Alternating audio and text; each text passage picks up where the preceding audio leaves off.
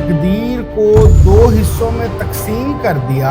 आज की वीडियो इसी बारे में है। अगर मैं किसी शिया घराने में पैदा होता तो मेरे लिए मातम, जंजीर जनी नॉर्मल के अलावा लाजमी चीज होती और मैं ये सारा कुछ कर रहा होता कि आखिर मैं कहाँ हूँ, मेरा फैसला कहाँ से हो रहा है। अभी तुम्हें इस बात की समझ नहीं आई, लेकिन आज इस बात की शदीद जरूरत है। बिस्मिल्लाहिर्रहमानिर्रहीम, अल्लाहुम्मा सल्ली अला सय्यिदना मुहम्मद व अला आले सय्यिदना मुहम्मद। अस्सलामु अलैकुम व रहमतुल्लाहि व बरकातहू। बचपन कह लीजिए या लड़कपन यानी कि टीन एज के अंदर जो बहुत सारी चीजें मुझे तंग करती रहीं, खास तौर पे रिलीजियस थॉट्स से मुतल्लिक, तो उसमें एक बड़ा मसला तकदीर का था। मुझे ये बात समझ नहीं आती थी जो बड़े बताते थे और किताबों में लिखा था कि हर चीज लोहे महफूज में महफूज हो चुकी है, यानी कि लिखी जा चुकी है। तो फिर मुझे ये समझ नहीं आती थी कि कौन सी जन्नत, कौन सा जहन्नुम, और खास तौर पे मेरा दिमाग इस बात पे जाता था कि मेरी तो एफर्ट भी डिपेंडेंट है लोहे महफूज पे लिखे हुए की। तो फिर मेरा एफर्ट करना ना करना और एफर्ट के लिए दिल चाहना या ना चाहना तो पहले से ही लिखा जा चुका है। इस मसले के लिए मैं बहुत सारे लोगों से मिला, किताबें पढ़ी, लेकिन खास तौर पे ख्वाजा शमसुद्दीन अजीमी साहब के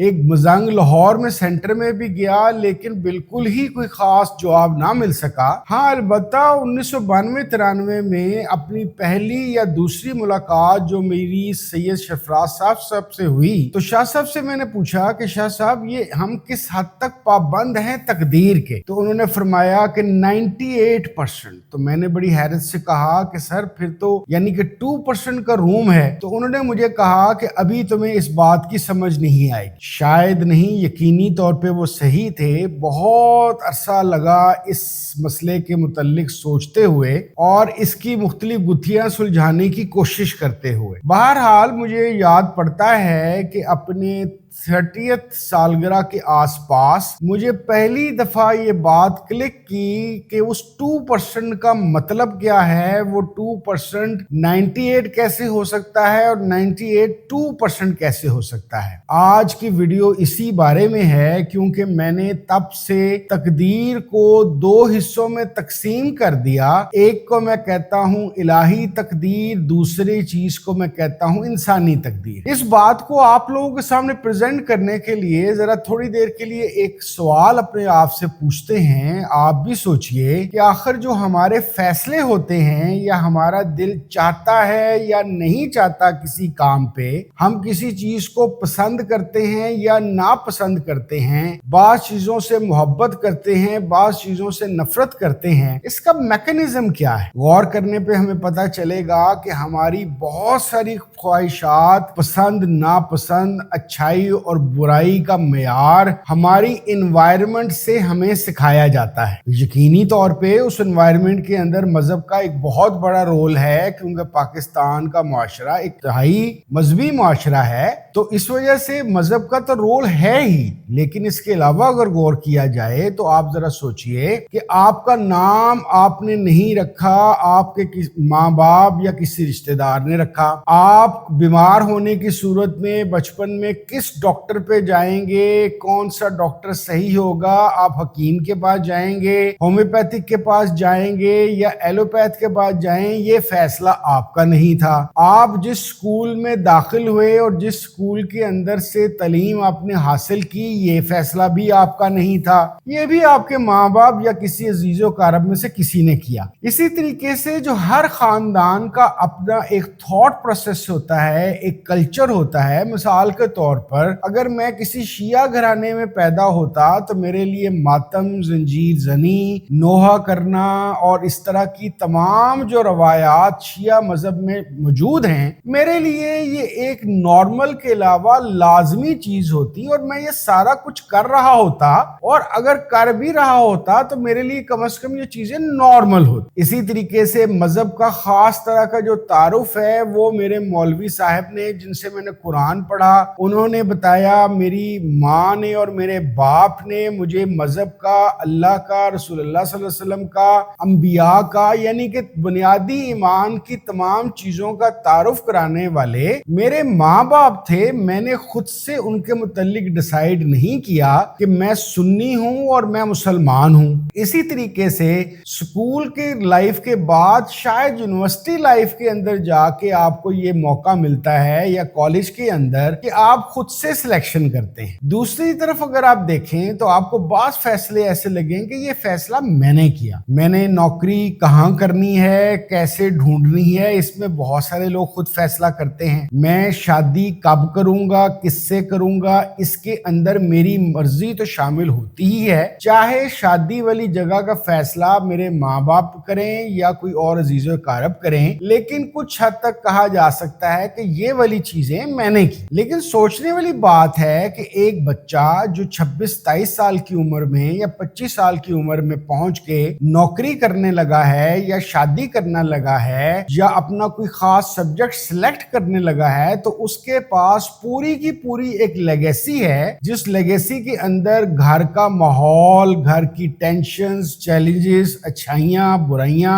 تعریفیں، مار پیار، ہر چیز شامل ہے جو ہمیں گھیر گھار کے کسی خاص طرح کی پسند ناپسند کی طرف لے کے جاتی۔ یعنی کہ یہاں پہ بھی جو نوکری اور شادی والا کام بھی ہے، اگر آپ غور کریں تو یہ طبیعتاً اور مزاجاً انفلوئنس ہوا ہوتا ہے، وہی طبیعت اور مزاج جو ہم بچپن سے اپنے گھر اور ارد گرد کی چیزوں سے لیتے ہیں۔ اب سوچتے مشکل یہ پیش آتی ہے کہ آخر میں کہاں ہوں، میرا فیصلہ کہاں سے ہو رہا ہے۔ بعض لوگ پریشانی کے اندر جب بہت زیادہ پریشان ہوتے ہیں وہ کسی پیر، شیخ یا عامل کے پاس جاتے ہیں، اور ایسا کوئی نہیں ہوتا، یا اگر ہوگا بھی تو شاید 0.01% ہو کہ جس کو خواب میں کوئی بزرگ نظر آئیں اور وہ وہاں پہ چلا جائے۔ نارملی آپ اپنے فقہ کے مطابق، اپنے مسلک کے مطابق ہی بزرگ کے پاس جاتے ہیں۔ میں نے بہت کم دیکھا ہے کہ سنی آدمی شیعہ عالم کے پاس یا بزرگ کے پاس گیا ہو، یا شیعہ عالم کا ماننے والا سنی کے پاس چلا گیا ہو۔ دیٹ مینز کہ اس چیز کے اندر بھی آپ کی ذاتی مرضی کی بجائے آپ کے خاندان کی روایت اور رواج شامل ہوتا ہے، یا یوں بھی کہہ لیجئے کہ بعض دفعہ آپ کی مشکلات یا پرابلمز کی ایک انتہا کو دیکھتے ہوئے آپ کا کوئی یار سجن، کوئی دوست بیلی، کوئی کولیگ جو کسی اور پیر خانے سے ان ٹچ ہو، جڑا ہو، تو وہ آپ کو مشورہ دے دیتا ہے کہ یار مجھے یہاں پہ بڑا فائدہ ہوا ہے، تو یہاں چلا جائے۔ دیٹ مینز کہ اس والے ڈیسیژن کے اندر جہاں پہ آپ کسی بزرگ یا عامل یا پیر کے پاس بھی پہنچتے ہیں یا کسی مذہبی عالم کے پاس جاتے ہیں، تو وہاں پہ بھی آپ کا جو فیصلہ ہوتا ہے گائیڈڈ اور انفلوئنسڈ ہوتا ہے۔ چیز کو اگر ہم سوچتے جائیں گے تو ہمیں پتہ یہ چلے گا کہ چیز پیچیدہ سے پیچیدہ ہوتی جا رہی۔ جیسے 1947 میں پاکستان کو برٹش راج سے آزادی ملی۔ یہ آزادی ملنا، ہندوستان کا 2 حصوں میں تقسیم ہونا، اس تمام معاملے کے اندر میں اور میری جنریشن اور ہم سے 1-2 جنریشن اوپر والے لوگ اور آئندہ آنے والے جتنے بھی لوگ ہیں، ان کا اس فیصلے سے کسی قسم کا کوئی تعلق نہیں، لیکن اس فیصلے کی وجہ سے ہم ایک خاص اسلامی جمہوریہ کے اندر پیدا ہوئے، اس کے اندر ڈیولپ ہوئے۔ یہاں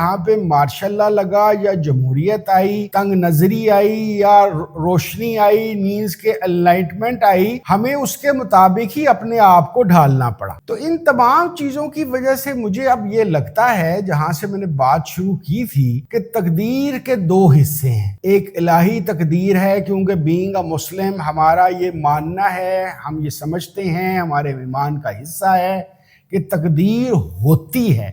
ہاں تقدیر ہوتی ہے، لوح محفوظ یا اس طرح کی کوئی چیز ضرور ہوتی ہوگی، لیکن لوح محفوظ کے ساتھ ایک پیرالل دنیاوی چل رہی ہے، جہاں پہ لوگوں کے فیصلے، ان کے مزاج، ان کی پسند ناپسند اور اس طرح کی بے شمار چیزیں ہماری طبیعت اور فیصلے کو انفلوئنس کرتی ہیں۔ تو بالکل اس طریقے سے جیسے لوح محفوظ کی تقدیر کا 98% اگر صحیح ہے بھی، تو باقی کے 2% کے اندر بھی ہمارے ماں باپ، ہمارے دوست، احباب، رشتہ دار، ہمارے باسز، ہمارے کولیگز، ہمارے حکمران، ہمارے سیاسی لیڈر ان تمام چیزوں کو انفلوئنس کر رہے ہیں۔ اب بات یہ ہے کہ یہ سارے کے سارے معاملے کے اندر جب فیصلہ اور یہ چیزیں ہمارے پاس ہیں ہی نہیں تو ہم کریں تو کریں کیا؟ ضرورت اس امر کی ہے کہ ہمارے معاشرے میں کوگنیٹو تھاٹ اور کریٹو تھاٹ اور اس طرح کی تھاٹ کو ترویج دی جائے، مینز کہ اس کو پنپنے دیا جائے تاکہ لوگ اپنی انسانی تاریخ کے مطابق، یعنی کہ وہ انسانی تاریخ جو تقدیر کا فیصلہ کر دیتی ہے انسانی تقدیر کے مطابق، اس کے اندر سوچنے، سمجھنے اور سیکھنے کی صلاحیت ہو۔ دیٹ از وائی اس طرح کے تمام مسائل کے اندر میں یہ سمجھتا ہوں کہ ہمیشہ ہی اس کی ضرورت تھی، لیکن آج اس بات کی شدید ضرورت ہے کہ ہمارے یہاں پہ کریٹو تھاٹ رواج پائے، ہم مختلف طرح کے ٹریننگ پروگرامز لے کر آئیں جس کے اندر انسانوں کو فیصلہ کیسے کرنا ہے، مختلف طرح کا جو فیصلوں کا بوجھ بچپن سے آپ پہ ڈالا گیا ہے اس میں سے گزرتے ہوئے آپ اپنے فیصلے کیسے کریں گے تاکہ آپ کی الہی تقدیر اور انسانی تقدیر کے اندر کوئی الائنمنٹ ہو سکے۔